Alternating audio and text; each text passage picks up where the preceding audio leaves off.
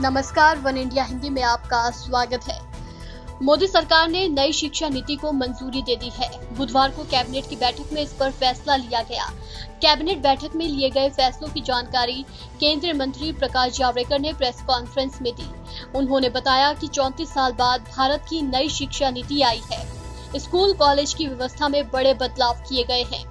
इसरो के पूर्व अध्यक्ष के कस्तूरी रंगन की अध्यक्षता वाली समिति ने पिछले साल एचआरडी मंत्री रमेश पोखरियाल निशंक को नई शिक्षा नीति का मसौदा सौंपा था, जो अब लागू हो गया है, जिसके तहत अब एचआरडी मंत्रालय का नाम बदलकर शिक्षा मंत्रालय कर दिया गया है।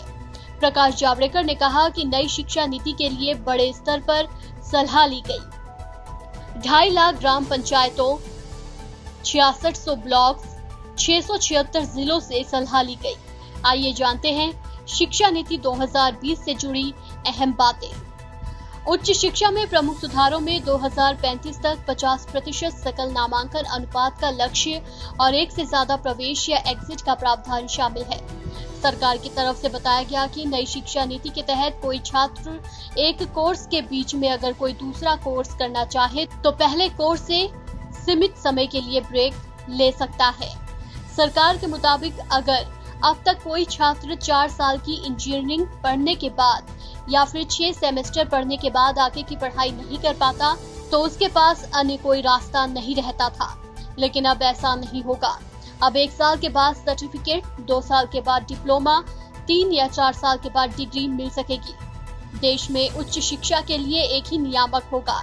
इसमें अप्रूवल और वित्त के लिए अलग अलग वर्टिकल होंगे। वो नियामक online self disclosure based transparent system पर काम करेगा। 4 साल का डिग्री प्रोग्राम, फिर एमए और उसके बाद बिना एमफिल के सीधा पीएचडी कर सकते हैं। मोदी सरकार का पूरा फोकस शिक्षा पर है, जिस वजह से जीडीपी का 6% शिक्षा में लगाए जाने का लक्ष्य रखा गया है, जो भी 4.43% है। यूएस की एनएसएफ यानी नेशनल साइंस फाउंडेशन की तर्ज पर भारत में एनआरएफ यानी नेशनल रिसर्च फाउंडेशन आएगा। इसमें न केवल साइंस बल्कि सोशल साइंस भी शामिल होगा। ये बड़े प्रोजेक्ट्स की फाइनेंसिंग करेगा। ये शिक्षा के साथ रिसर्च में आगे आने में मदद करेगा। ई पाठ्यक्रम क्षेत्रीय भाषाओं में विकसित किए जाएंगे।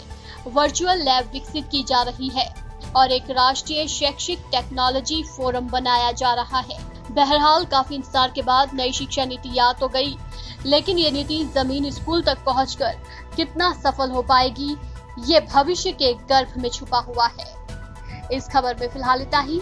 तमाम अपडेट्स के लिए बने रहिए वन इंडिया के साथ।